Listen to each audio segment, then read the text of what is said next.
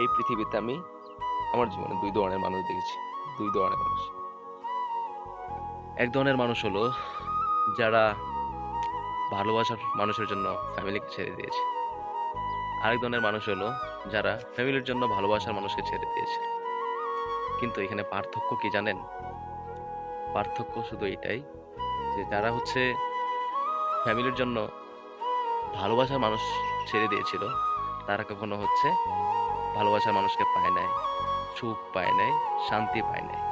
কিন্তু যারা ভালোবাসার মানুষকে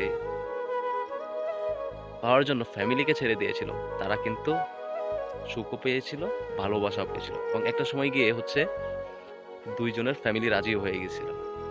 আর সবচেয়ে বড় কথা কি জানেন?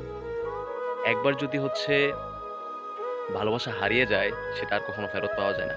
এটাই হচ্ছে সবচেয়ে বড় পার্থক্য ভালোবাসার ভিতরে।